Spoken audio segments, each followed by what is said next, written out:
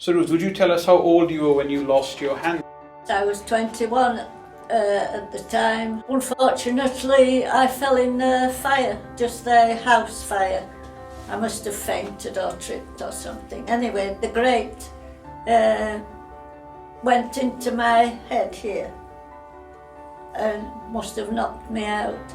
And I came round in the fire and I managed to get out of it, and my hands were just hung down. So, I mean, you've lost your hands and you've had burns to your face. How did you cope functionally and psychologically with such a devastating injury?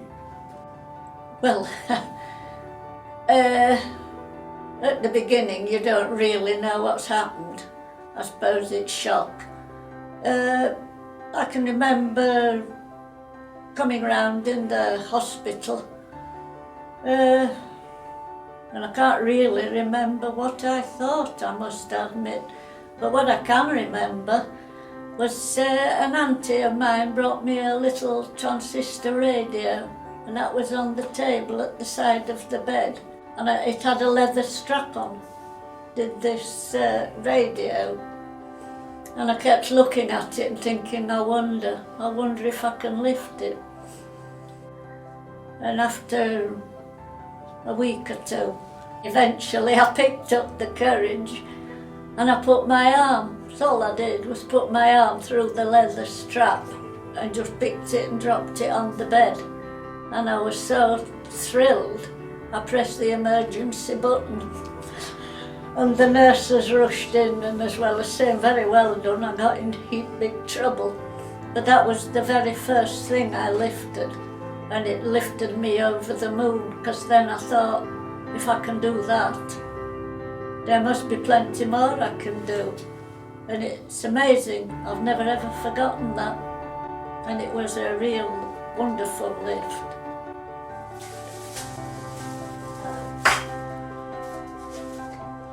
Just get the board.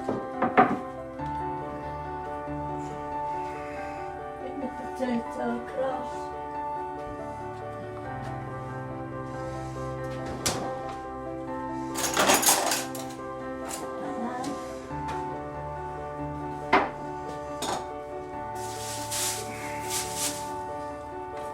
All I do then is cut it in half. The potato won't move. And just peel down the sides.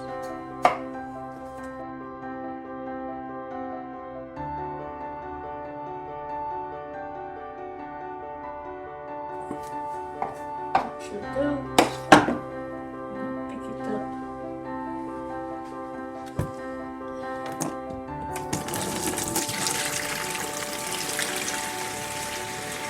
Pull off the bag.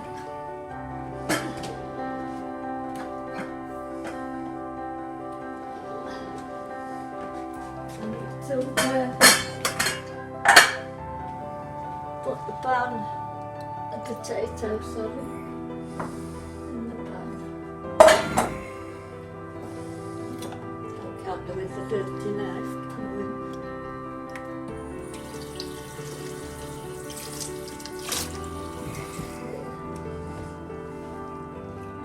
I just do this.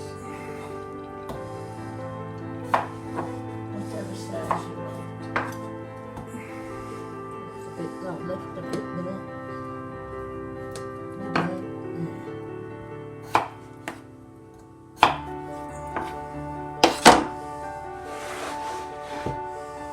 Put them in there. Get the salt. Need a little bit of salt.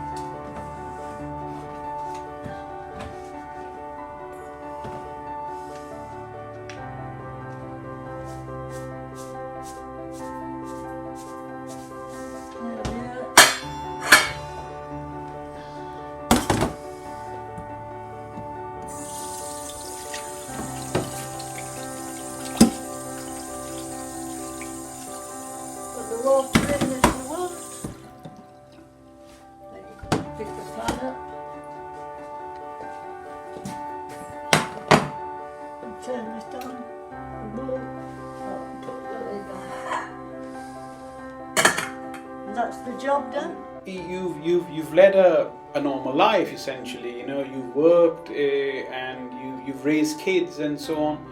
Yes, they weren't our children. They didn't live with us permanently, but they must have spent 50% of the time with us. Because they called me Margot. But we're still very close and everything. I used to teach them manners and what have you. So this man sitting next to you, gazing lovingly at you, is your husband, isn't he? It is, yes. And you worked together, and you worked for him or with him, or is that right? With him. With him, absolutely definitely, right. Yes. And what did you do? What did you do? What was your business, and what did you do? Oh, well, he was in the RAF for 22 years, and then we got an ice cream van when he came out. And I used to, naturally, clean the van, and I also did the books. So, I mean, I obviously could write, and I did all the books. Then we got fed up of that, so we got a little arcade up Skegness. It was all a wonderful experience. You must have had bad days, or what do you think? What experiences did you have? Did you have days when you felt a bit down? Only at the beginning. I've never ever suffered depression by it. I don't know why. I think I looked on it as a challenge. It's rather strange, but I never ever went in days of depression. You always looked at it as though other people were worse off than yourself. Well, I suppose so. So you're a bit of a glass half full rather than glass half empty kind of lady. Oh yes. Yes? We all have our little crosses to bear. Half full of lager, I would hope. No, I'd rather a nice wine. glass of wine, if you don't mind. Very good. And when you did have your sort of bad day, you got over them by thinking positively, is that what you're saying? Yes, I think you have to. I mean, I always thought as well, a lot of people they can have tragedies, but you don't know about it, because it doesn't show. Well, mine's physical, so it shows. So I get all the sympathy. So Whereas poor devils, I mean, it's tragic with some of them. So I wanted to ask you about, because obviously the issues you've had on public show, as it were, yeah? Okay. Yeah. Did you ever get any unkind or negative comments from people? And if so, how did you deal with that? I don't honestly remember anybody being cruel. Not really. They take you as they find you. And people could joke and you could joke. Well, yes, you've got to be able to laugh at it. That's one of the main things, isn't it? Yeah. A little story, if I may, about laughing at it. It was the Mayfair in Boston in Lincolnshire. Oh, yes. And there's a fortune teller there. And Ruth went in with her arms behind her back and said to this fortune teller, "Do you read palms?" And she said, "Yes." And Ruth went, "Can you read that?" So that's what it's like, isn't it? Yes, You in have to all laugh at honesty, it. I did do that for a bit. I don't know if I would now. I was young then. And around here, what they did when they took my hand off, that is, they took the skin off the palm of my hand and wrapped it round there. So theoretically, it was my palm. Very good. Very good. So, I mean, essentially we have lots of people who have either burns injuries or other injuries where they end up with, change of appearance of their face, or think that the functional problems.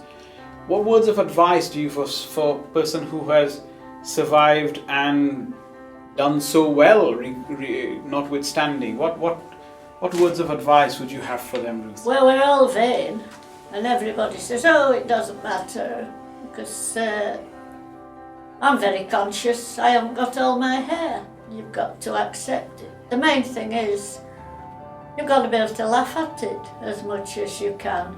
And there are certainly loads and loads of laughs. You can go to fancy dress parties dressed up as all sorts and have laugh.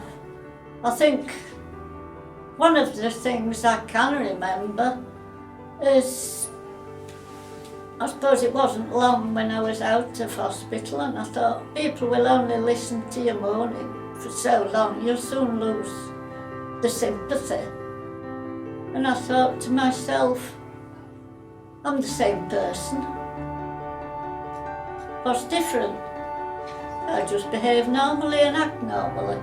And that's what I've done, and I'm sure that's why people treat me normally. If I say, do you want a cup of tea, to my friends, I don't think any of them say, oh, it's all right, I'll do it. It's, yeah, all right, I'll have one.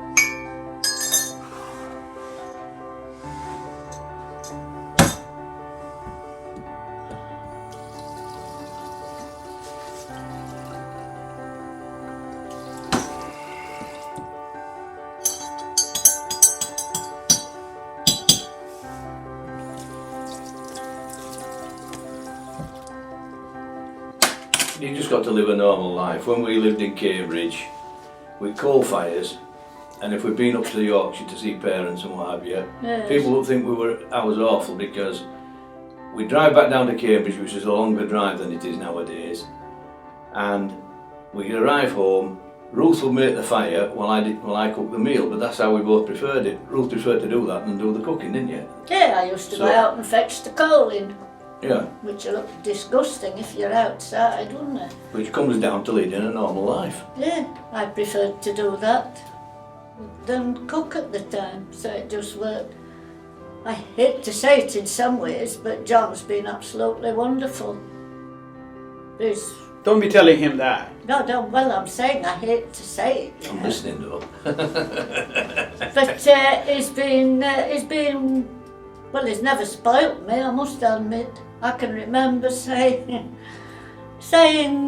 we'd not long been married, and I thought I fancy a bit of sympathy. And I'm afraid I can't turn tears on.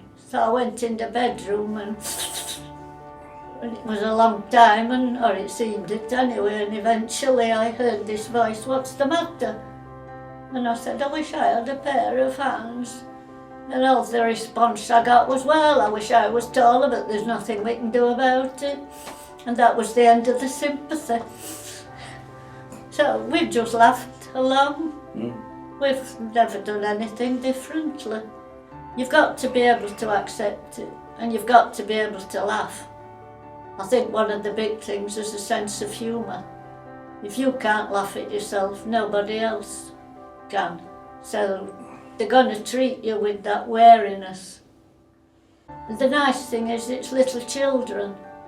They're fascinated by me. It's the mothers who are all embarrassed, but little kiddies, they rush up to me. Where are your hands? And I'll say, oh, I fell in a fire, you've got to be careful, don't go too near fire. How did you do that?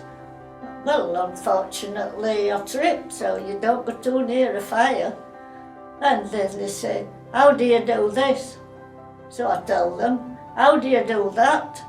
And I was once walking round an estate, and these little lads, there were about 4 of them round me. I said, oi, come over here, this woman ain't got any hands, come and have a look. And I took all that as a hell of a compliment. And when I went, I said, I'm sorry, I've got to go. I'm busy. Oh, can't you stay a bit longer, can't you play? And that's children. They just take you as you are. And if it's nice and it's educational for them. And children need the education. So I'll always tell children everything. Great. Well, thank you very much, Ruth. Is that all right? Pleasure. Thank you, John, You're very for welcome. sharing You're your very, insights very and your welcome. experiences with us. And hopefully, your insights will help other people in the future. Well, Thank I you. hope so. Cheers.